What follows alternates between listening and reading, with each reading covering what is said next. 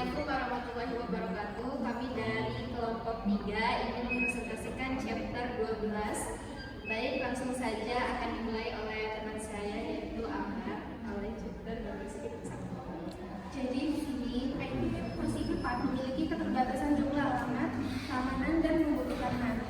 Nah, di sini ada need for ID for NAT, yaitu tadi untuk menyediakan lebih banyak alamat, keamanan lebih baik dan mendukung IoT. Di sini IP versi 4 dan IP versi 6 berjalan bersama menggunakan dual stack, tunneling atau transmission. Juga ada IP versi 6 address masyarakat, yaitu di mana alamat IP versi 6 terdiri dari 128 bit yang ditulis dalam 8 blok hexadecimal. Sini juga ada IP versi 6 ada dosen format. Untuk penulisannya yaitu XXX 2 misalkan kayak gitu. Selanjutnya ada omit lagging jelas, yaitu 0 di depan setiap blok dapat dihilangkan. Dan sini ada double colon, yaitu beberapa blok 0000 yang berurutan dapat disingkat menjadi dua, tetapi hanya boleh digunakan satu kali dalam satu kalimat. Selanjutnya dibacakan oleh teman saya.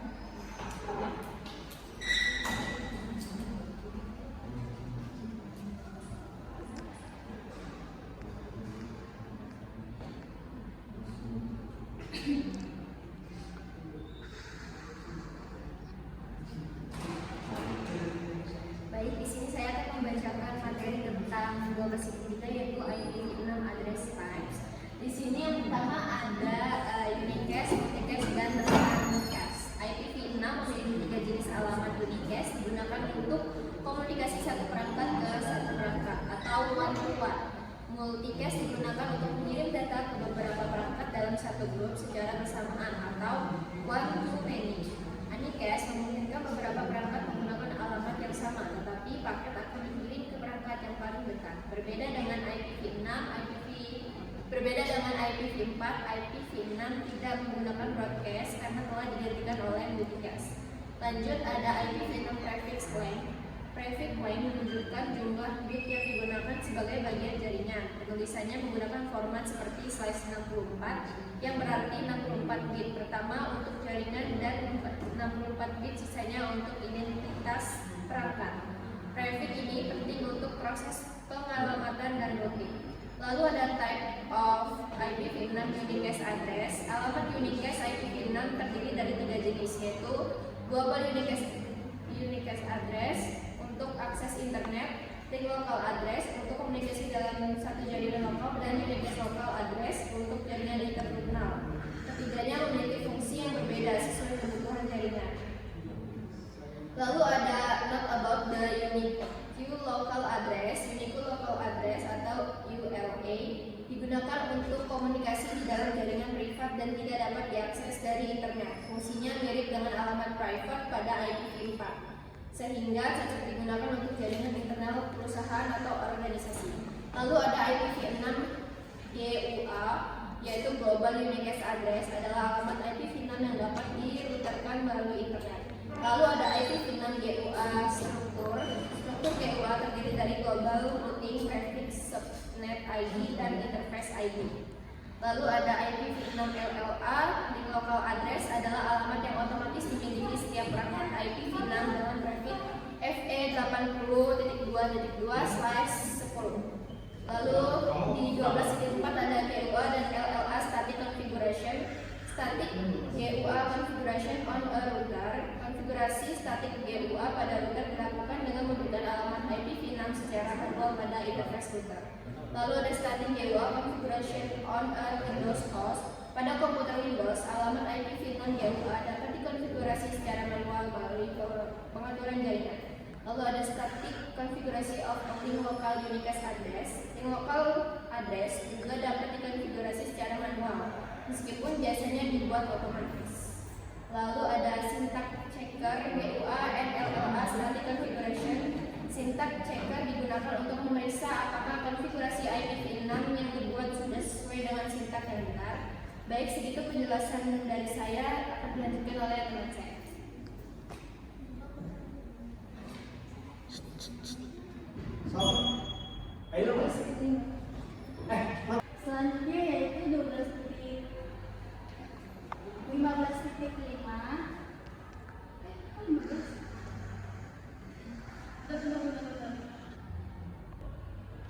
Selanjutnya yaitu 12.5 yaitu Dynamic Addressing for IPv6 DAS.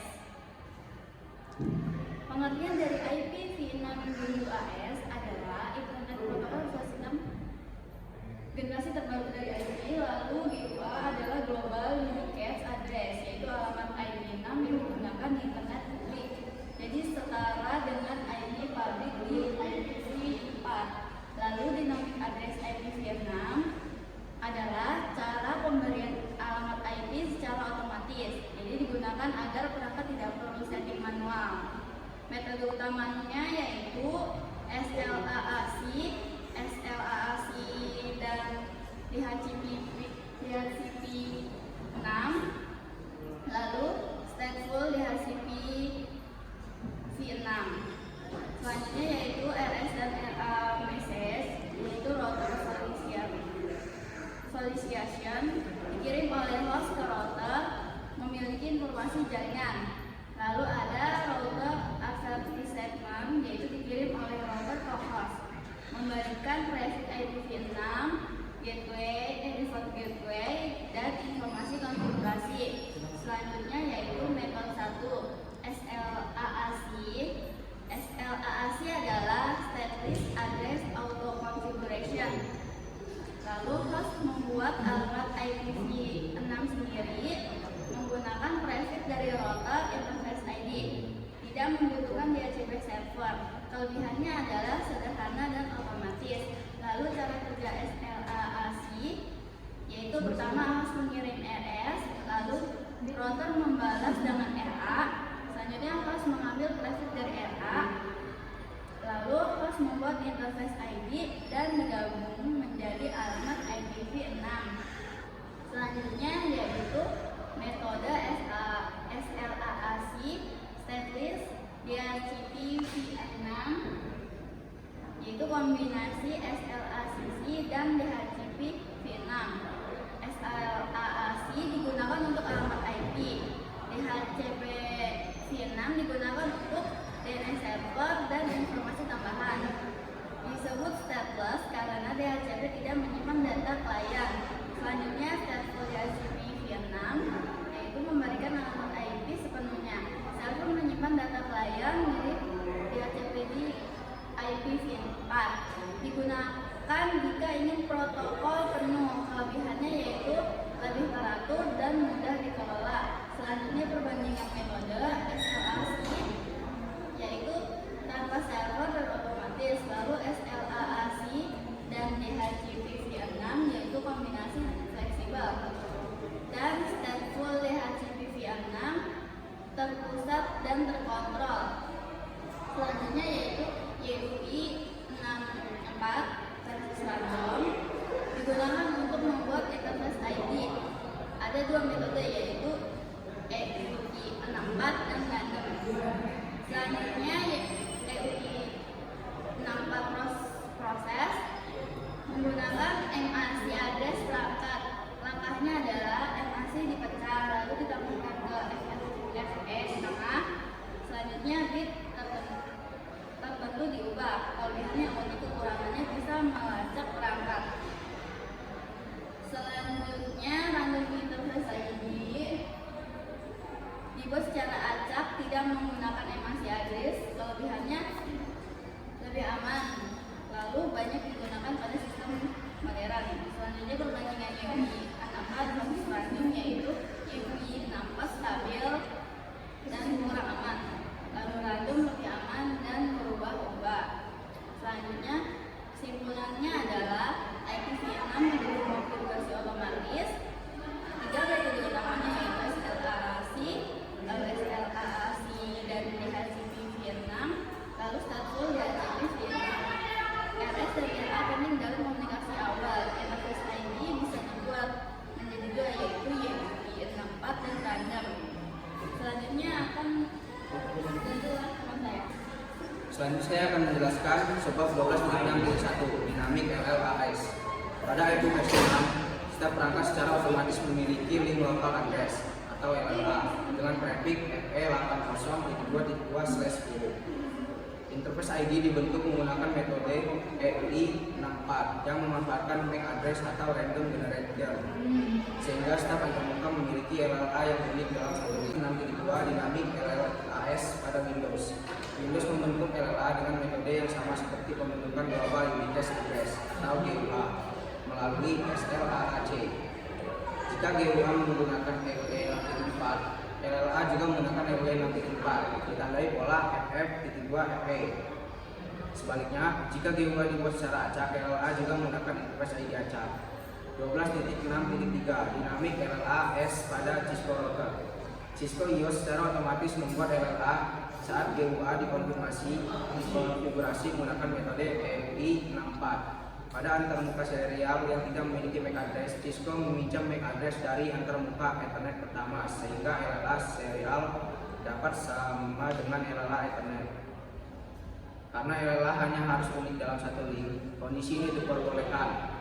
Dalam praktiknya, administrator sering menggunakan LLA statis agar lebih mudah dikenali. Terus 12.6.4 verifikasi konfigurasi alamat IP versi 6. Verifikasi dilakukan menggunakan show IP versi 6 interface script untuk melihat LLA, GUA, dan status antarmuka. Show IP versi 6 untuk memeriksa driver routing, serta ping untuk menguji konektivitas. Saat melakukan ping ke LLA router, Cisco IOS meminta administrator menentukan exit interface karena LLA hanya berlaku pada link lokal. 12.6.5 Sintak check verifikasi konfigurasi alamat IP versi 6. Sintak checker melatih administrator menggunakan perintah show IP versi 6 interface string untuk memastikan seluruh alamat IP versi 6 telah dikonfigurasi tampil dengan benar serta seluruh antarmuka berada dalam kondisi aktif. Latihan ini menekankan pentingnya penguasaan perintah verifikasi dalam administrasi jaringan. Selanjutnya akan dijelaskan oleh teman saya.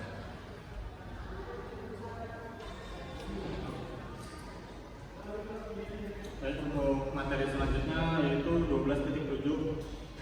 12.7.1 Assigned IPv6 Multicast. Definisinya alamat yang dicadangkan khusus untuk grup perangkat tertentu. Untuk fungsinya digunakan oleh protokol jaringan untuk berkomunikasi secara efisien hanya dengan perangkat yang memiliki peran spesifik. Kemudian selanjutnya 12.7.2 Well-known IPv6 multicast. Alamat prapasang yang otomatis dikenali perangkat. Dua contoh utamanya ada FF02 Allnodes menjangkau semua perangkat IPv6 di satu segmen. Kemudian ada FF02 Allrouters menjangkau semua router yang mengaktifkan perouteran IPv6. Dan modul 12.7.3 Solution IPv6 Multicast. Cara kerjanya dipetakan otomatis dari alamat menuju request perangkat dan fungsinya resolusi alamat pengganti ARP IPv4 melalui Nextdoor Discovery Protocol. Kemudian ada duplicate address deletion memastikan tidak ada bentrokan alamat IP dalam satu jaringan. Materi selanjutnya akan dilanjutkan oleh Syarifah.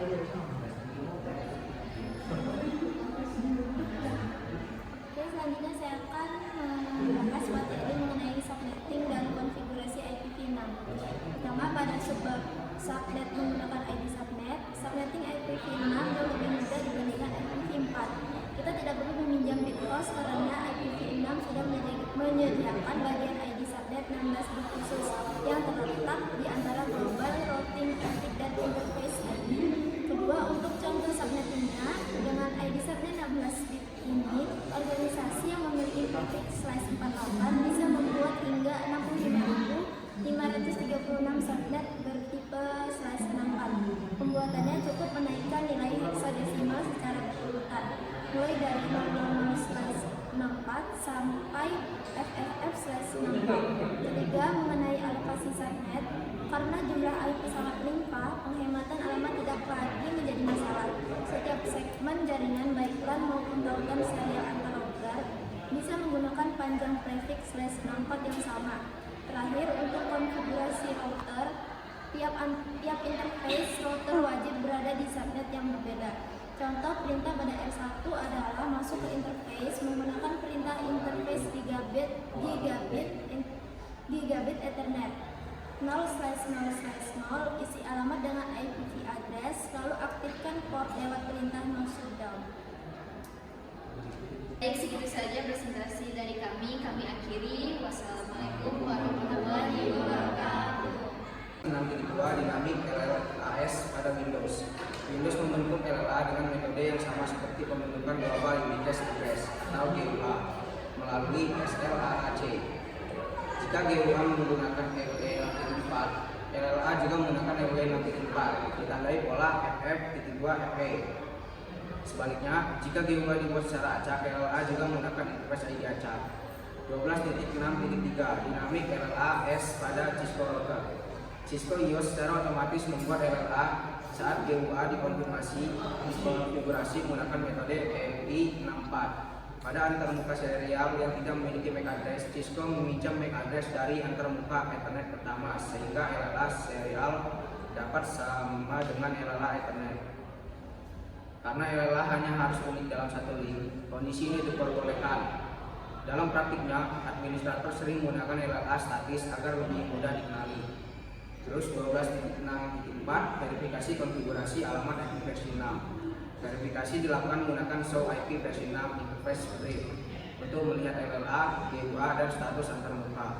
Show IP versi 6 root untuk memeriksa table routing serta ping untuk menguji konektivitas.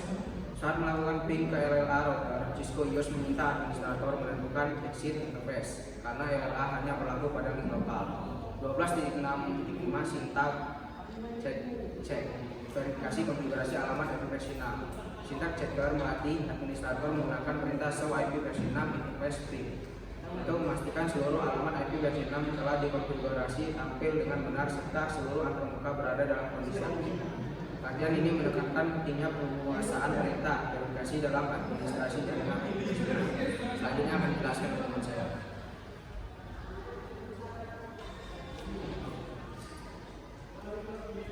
Baik, untuk materi selanjutnya yaitu 12.7. 12.7.1 Assigned IPv6 multicast. Definisinya alamat yang dicadangkan khusus untuk grup perangkat tertentu. Untuk fungsinya digunakan oleh protokol jaringan untuk berkomunikasi secara efisien hanya dengan perangkat yang memiliki peran spesifik. Kemudian selanjutnya 12.7.2 well-known IPv6 multicast. Alamat prapasang yang otomatis dikenali perangkat. Dua contoh utamanya ada FF02 Allnodes menjangkau semua perangkat IPv6 di satu segmen. Kemudian ada FF02 Allrouters menjangkau semua router yang mengaktifkan perouteran IPv6. Dan modul 12.7.3 Solution IPv6 multicast. Cara kerjanya dipetakan otomatis dari alamat multicast perangkat dan fungsinya resolusi alamat pengganti ARP IPv4 melalui Nextdoor Discovery Protocol. Kemudian ada duplicate address deletion memastikan tidak ada bentrokan alamat IP dalam satu jaringan. Materi selanjutnya akan dilanjutkan oleh Syarifah.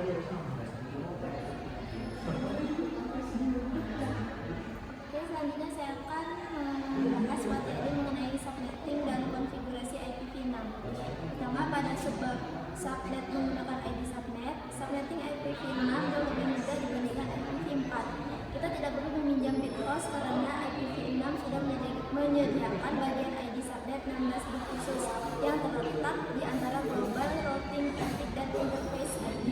Kedua, untuk contoh subnettingnya dengan ID subnet 16 bit ini, organisasi yang memiliki prefix/48 bisa membuat hingga 65.536 subnet bertipe /64. Pembuatannya cukup menaikkan nilai heksadesimal secara berurutan, mulai dari 000/64 sampai FFF/64. Ketiga, mengenai alokasi subnet, karena jumlah IP sangat melimpah, penghematan alamat tidak lagi menjadi masalah. Setiap segmen jaringan baik LAN maupun tautan serial antar router bisa menggunakan panjang prefix /64 yang sama. Terakhir, untuk konfigurasi router, tiap interface router wajib berada di subnet yang berbeda. Contoh perintah pada R1 adalah masuk ke interface menggunakan perintah interface